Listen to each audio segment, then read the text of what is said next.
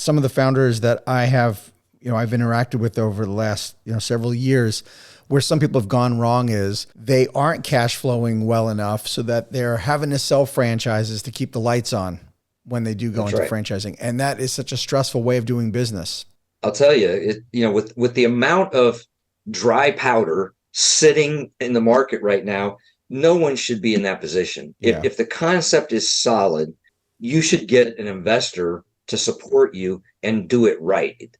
The franchise landscape is so competitive, and most markets are very competitive, right? The underlying business, to go into a knife fight, a gunfight with a knife, right? It's like, right. And, because I talk to a lot of entrepreneurs. There's not a week that goes by that somebody doesn't call me or send me stuff and go, hey, this is what I've got. This is what I've done. Do you think I can franchise this? Right. And a lot of them, I'm like, you're not ready. You need to build the model further. You need to be farther along.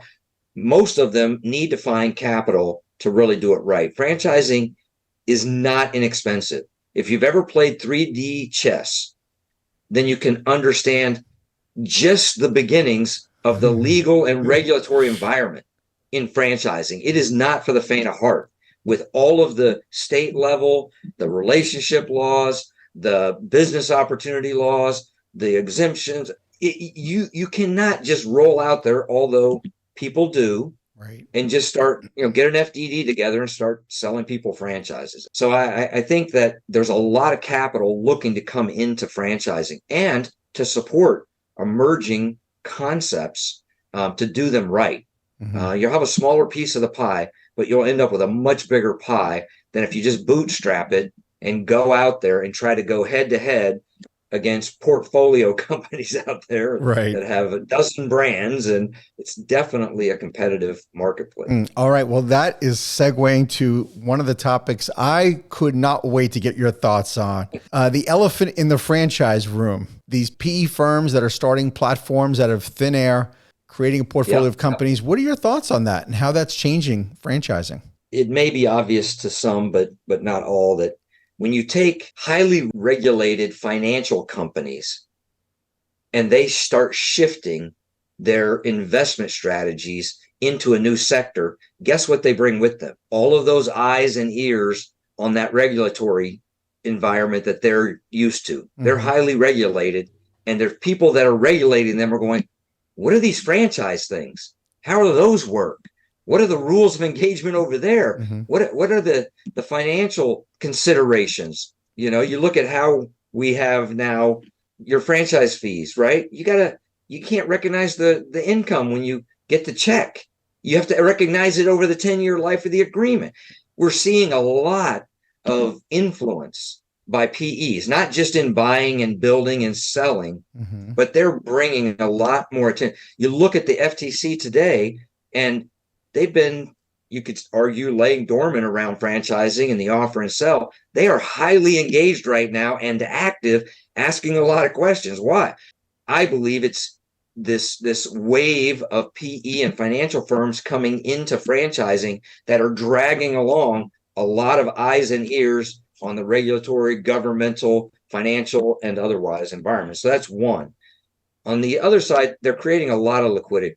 I have so many good friends that 1987, mm-hmm. I knew in franchising.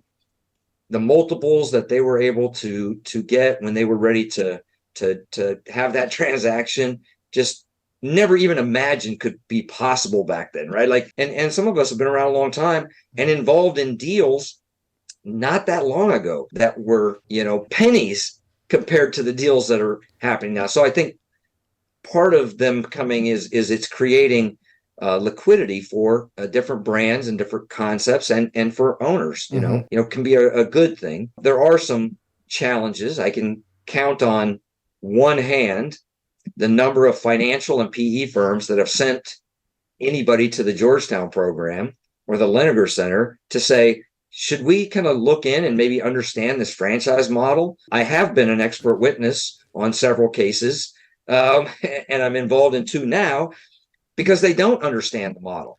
And I'll remember one occasion that happened a few years back. Financial firm bought a 1,200 unit chain. They told the founder, hey, you can't have any contact with any of the franchisees. Once we buy this, you got to go away.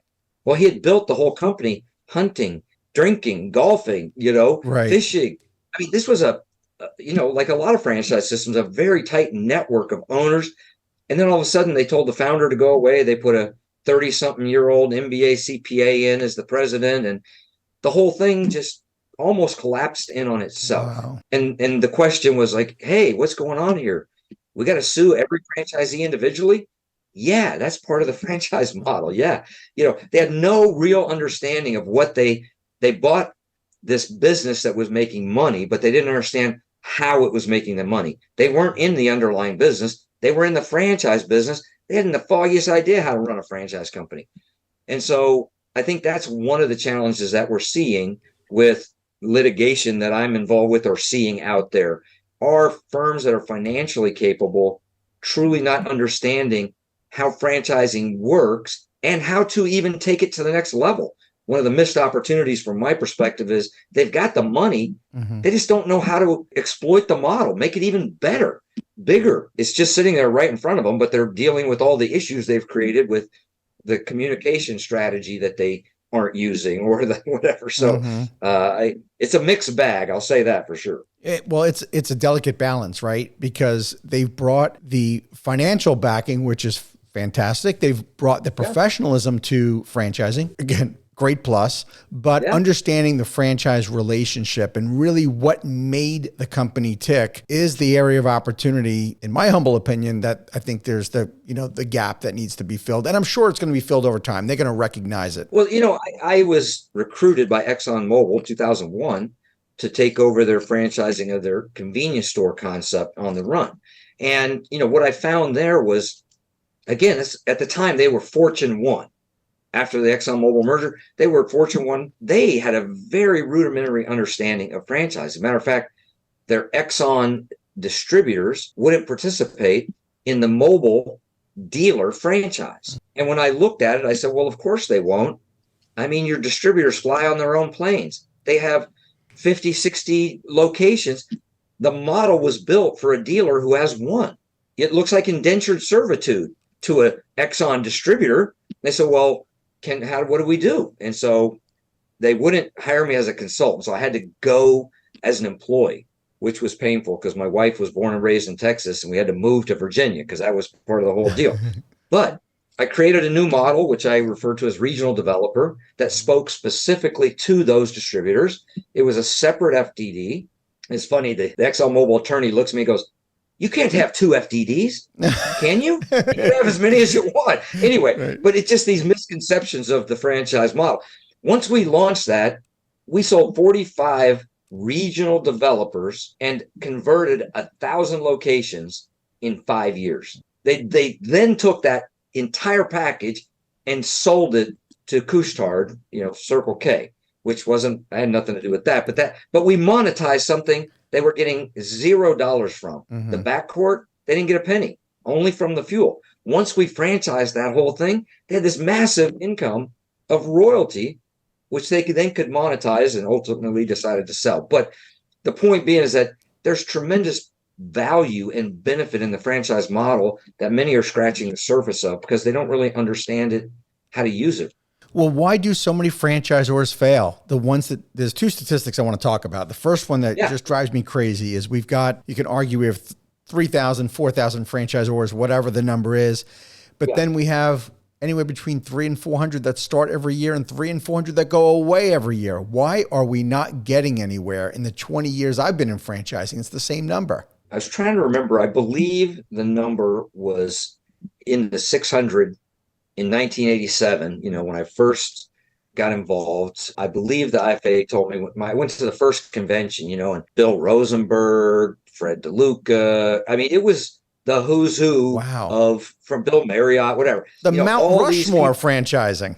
It was. It really was. And I'm a new guy walking in there. I literally hung out and talked to all those guys and became good friends. Matter of fact, I consulted for Fred DeLuca for about 10 years, actually. But anyway, it was very small and it was a very tight group. But if I recall, it was around 600 to 700 franchisors. And so today at the IFA, we're at 1,300 members. But then if you look at Fran data, like you said, 3,000 to 4,000. Right. Still not that pronounced a growth over that period of time. And you're right.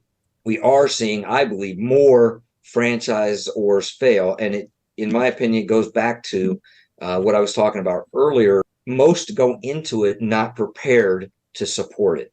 They go into it thinking like the mature brand in the just in their franchise. Well, if that's Subway charges X, I'm a new sandwich concept, I'm going to charge X. And I'm like, that does not work, right? Right. You know, you can't benchmark against the ones that are at a different part of their life cycle. In that early stage, it's so important to get momentum and get your early adopters to help you perfect the model. You know, when I'm teaching it, it's like, you don't want to make pancakes till you get the recipe right. And when you think you have it right, sell 10 franchises and perfect the model. Now you can go make pancakes. Most come out of the box with what they really want to be selling when they're at scale. And that just is really hard to sustain as an early concept. You need really strong partners engaged with you to figure out what works, what doesn't work, what you got right, what you didn't, and get all of that really running well. And then you can grow very rapidly. You know, the Achilles heel of so many brands, they get one open and operating, it's doing well, and they open a second one, and then they start franchising. And now all of a sudden they're flying all over the country trying to pick sites in markets that they're not familiar with. And they're trying to help the franchisee hire people in different states with different rules. And they just get completely bogged down with all of this busy work that should have already been automated and built into the system. But if you are taking less than 4 to 6 months to prepare to launch a franchise, I would submit your chances for success are going to be slim, because you need a learning management system that has documented everything a franchisee needs to know, or you're not going to have consistent customer experience. You need to have a technology platform that's pulling in all that data to help you make evidence-based decisions. But if you're not sticky and you're not pulling that in, franchisees don't want to share their financials with you, and it's too competitive. There's too many companies using the franchise model very successfully, and you're going up against them. And the number of people buying franchises, from the data that I've seen, hasn't expanded all that much. So you got more people fishing for the same number of fish. And there's a lot of folks that have a lot to offer that make it very competitive for emerging brands. Thank you for tuning into the Emerging Franchise Brands podcast. For additional insights, guest applications, and to stay connected, visit us at efbpodcast.com. The Emerging Franchise Brands podcast is for entertainment purposes only, and the views expressed do not necessarily represent those of Emerging Franchise Brands, its host Frank Fumey, or Emerging Franchise Group, LLC. Any discussed franchise or investment opportunity requires thorough investigation, obtaining proper disclosure documents, and expert consultation before making any investment decisions. The podcast and its host do not offer professional advice or endorsements, and they hold no responsibility for actions, representations, accuracy, or consequential damages related to the podcast content.